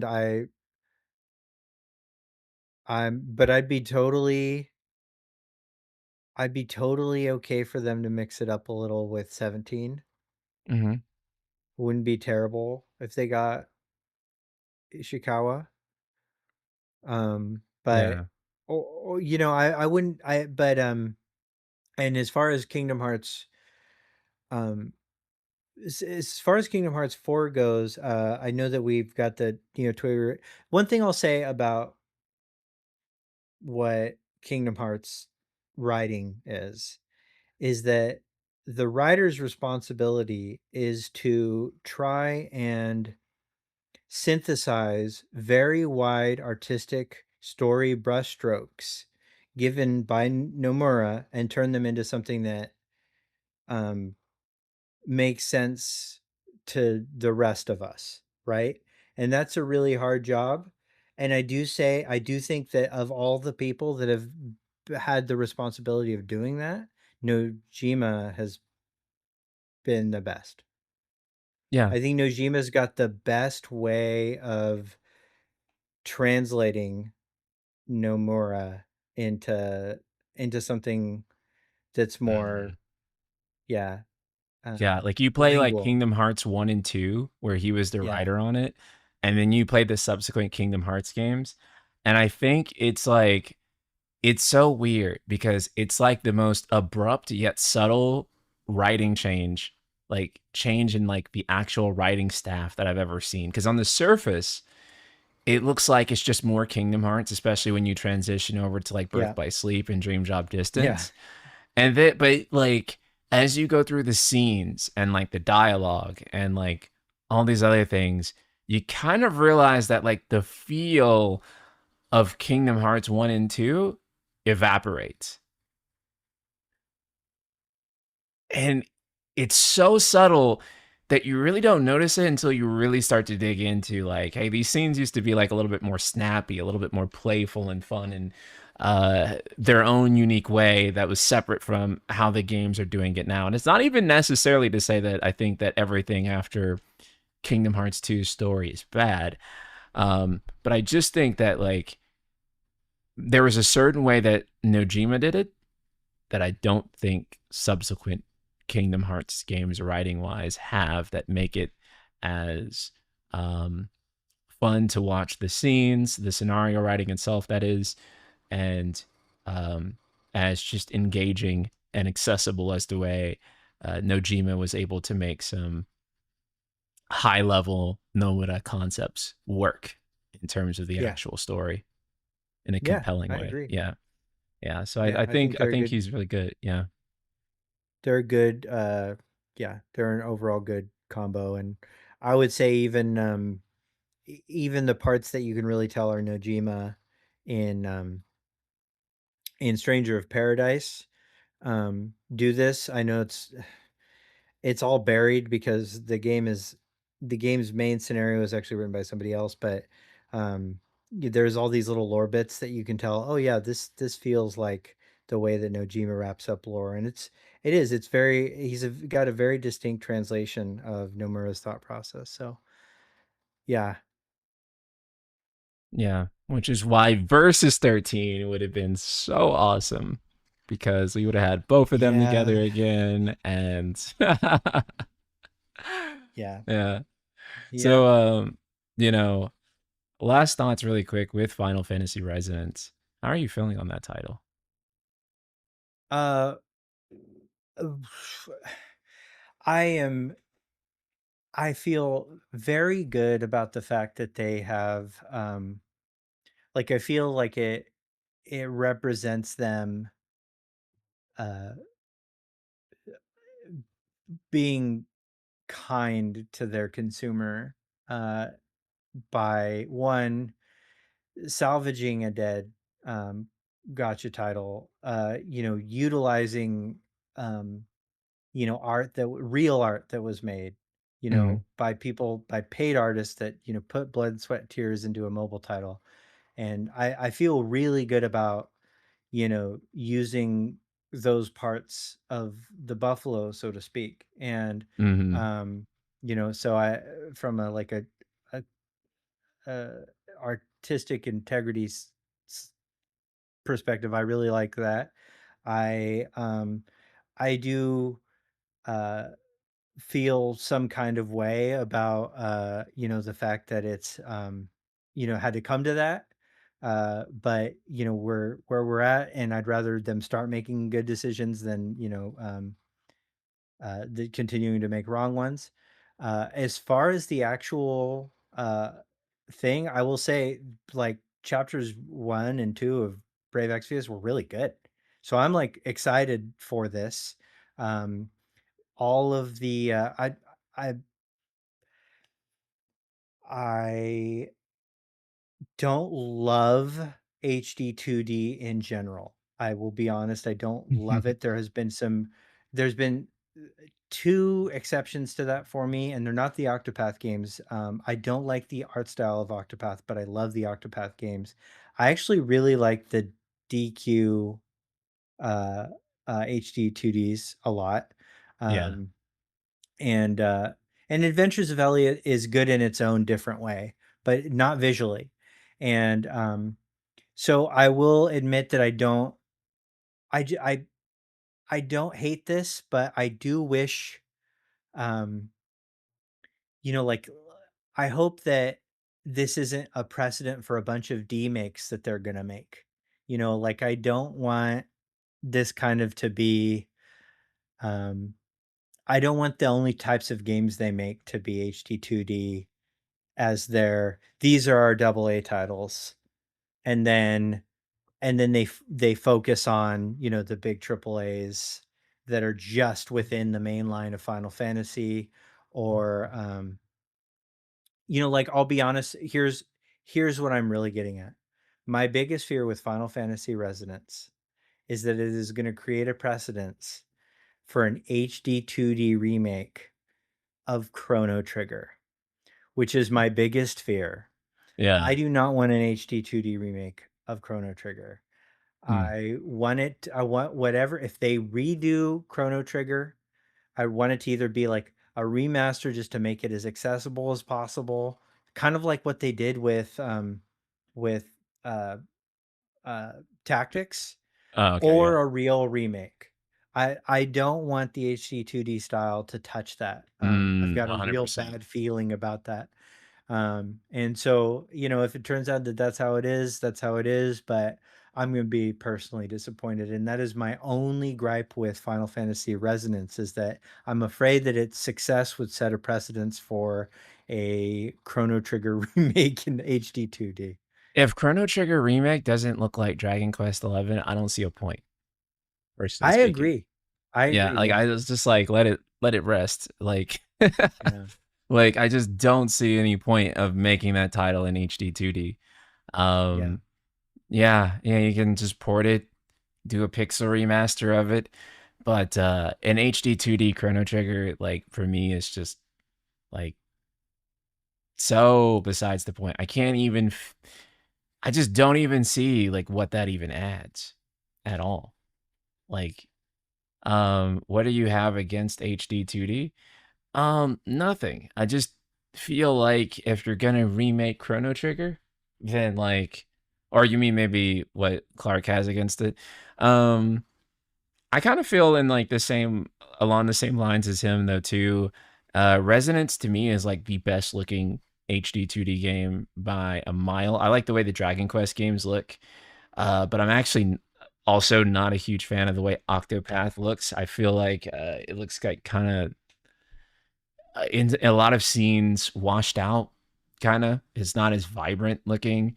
I don't like some of the lighting effects. I feel like they're too strong and overdone in Octopath, but I feel like they got it right in the Dragon Quest games, and even more right with Final Fantasy Resonance, because I look at Resonance and I think, wow, that's a gorgeous game, very vibrant, very smart use of the lighting and the coloring. I feel like it's all really incredible. Um, I couldn't really tell you why I don't like it. And I'm not saying yeah. that it's not, it's an art opinion. It's very subjective. It's not necessarily based on validity, but I think the kids these days use the word soulless, sometimes to Mm, describe things. And that's what I feel when I see it, is something that just feels a little soulless. yeah. Um, it feels very yeah, manufactured in kind of all the wrong ways. And that's certainly not fair, because real artists you know put a lot of work into that. But when I see it, there's something close to uncanny valley that makes me uncomfortable. Yeah. I kind of just prefer traditional 2D. I wouldn't say I hate HD 2D, but I just kind of feel like, just make a Yeah. regular 2D game, bro. Yeah. um, Black Lion Guard, thank you so much for the 100 bits. What are your thoughts on shared mythos games like FNC? Do you think SE would or should attempt another shared mythos for a mainline? I think the shared Nah. mythos should be yeah.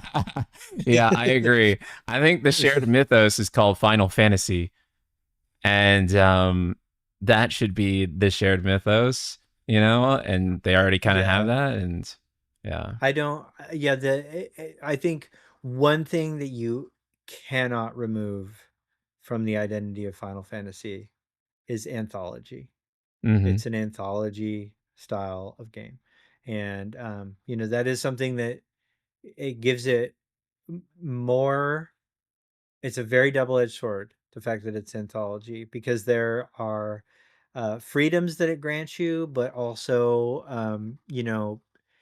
uh, Resident Evil can also, when all else fails, they can break glass and bring in Leon. Like if they don't, if they get written into a corner, so they've got that. But I like seeing Final Fantasy stand on its own. I really like the anthology nature of things, and just uh if you want to do spin-off titles that connect things like the mythos of things, you know, I think the best place is in these side titles, in these standalone side titles, like Resonance and War of Final Fantasy is awesome. I love War of Final Fantasy or World of Final Fantasy, um, Mm, not War of the Visions. Although I hope that gets its own Resonance treatment, and I hope the same mm, happens for Ever Crisis too. I hope they figure out a way to save the game experience for that because you know but yeah, that's I think where the best place to keep um have Avengers action happen right. is in these little side titles. Master Roshi, thank you so much for this super chat. Will we see FF Revelation at Gamescom or TGS? My answer is yes for both, honestly. I think if I were to put money, I think we'll see it in the time frame of August, September. Hmm. Its connection to those events is still it's a whatever thing. Um, I think we're going to be hearing a lot about those games around that time, or about Revelation around that time, just because it's time to do that. Like, uh, I, Gamescom might be a little early, Hmm. if I'm being honest, but I think TGS for sure, and then uh, there's also they've had things to look at is Rebirth had events around and stuff going on around the Comic Cons. So even those are fair play right now, and I think that we're going to see them kind of expand the way that I think they're really going to try and sell us the whole trilogy as much as possible. So I Hmm. think we're going to get a ton of stuff to react to, by the end of August. That's Yeah, my guess. yeah. No, Yeah. I'm right there with you. And then I'll let this final question cap us out. Um, FF17 announcement win. Hmm. Um, I mean, I'm gonna be honest. I don't see it happening till maybe the end of 2028. Really, I think feel like it has to happen in 2027, right? Because there will be Yeah, nothing major lined up for Final Fantasy brand, like nothing. Evercold will be out, Revelation will be out, Resonance will be out, and so they'll just be like this black hole where that Final they're Fantasy used to be. and it'll be filled with Kingdom Hearts 4 and maybe a Netflix series and maybe that Yeah, kind of stuff. I but think we've that's the good year to also do that. yeah, but I think we've also like never in the franchise's history not Yeah, known what was next on the horizon. So I think that would be kind of a nerve-wracking time too to be it would like, be. oh, Yeah, yeah, we yeah, have no idea what's coming. it would be. But you know who the only people that track that are like the are 0.2% of fans. Yeah, the 0.2% of fans they have left, brother. But I don't think they're making Final Fantasy 17 for Yeah, I hate to say it, but us. yeah. I think by the time it's within arm's reach, we will not be its market anymore. You know. I That's know. that's so ominous. I know. I I'm know. gonna I'm gonna have to get a job. I'm sorry. I'm really sorry about that. Oh no, that's like the worst news I could possibly hear, We bro. could just hope for the heat death of the universe or something. I mean, There who you go. knows? That's even Yeah. better. What will I do? What will I do? All right, I think that's gonna be a good place to find to cap things off. Tell Yeah. people about where they can find you, and tell them that they need to watch Heather play Final Fantasy VII Remake because it's been such a joy for me to stop by these streams and see someone with fresh eyes go through that game.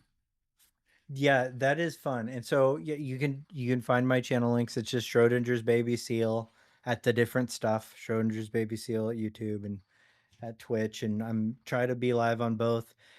Thursday nights, with rare exceptions, is when me and my doctor wife, who has specialty in human behavior, cracks apart Final Fantasy VII, and it's really unnerving to watch her catch things. It's taken me years of study to catch, and so it's a very fascinating look at how well designed the characters in Final Fantasy VII are, and how much the legacy of them goes into every decision that they make. And she has no context for the game. She's never played Final Fantasy VII. She doesn't know any of these characters other than by name and by me having plushies of them, and having these esoteric conversations with my friends about it. So it's a really fun series. And then I do have my podcast, SEAL Team 7, where I get various guests and we talk about Final Fantasy VII. I've got several people lined up that are in the theory crafting community, that are in the make more gameplay oriented guests lined up, and Ryan himself is a frequent guest of the show, and so please check me out there. Thanks a bunch, and thanks for having me. Anytime, man. Let's And see. I Can just we want to give? close with Yeah. this. I want to close with this. Okay. I just want to say Uh, that this year uh, I got I got very, very, very sick. I almost mm, died, and it was in a foreign country, and that as soon as Ryan found out, he was screaming from the rooftops about it to help me get out of the country. And I'm really grateful to him as a friend. And I know that he was on here talking to you, telling you about that. And that I just I wanted you all to say that if you've invested time in Night Sky Prince and Ryan as a human being, it's well worth it, because he's a good person and a really good friend, and I love him dearly. oh, bro, thank you so much. That means a lot. But I always got your back. It's crazy to think, Likewise. yeah. And we Yeah. became friends, like genuine friends. Like Yeah. maybe one of the closest people, like closest friends that I have Yeah. in Same. life. And it all started with us arguing over this fucking video game. Yeah. I know. I know that we barely It's talk just about now. Yeah. yeah, that we Yeah. don't even talk about like now, Yeah. like really even Yeah. in our personal chats. It's Yeah. just like it's really kind of funny Yeah. how life kind of works in that aspect. It was just Yeah. really the game was just a means for us, universe pushing that in order for It us to was the connect and friends become we made along the way. yeah, Yeah. and that's the destiny that we defy, chat. Yeah. Just being two people arguing in a comment section, and now we're best friends. Love it. All right, love you guys so much.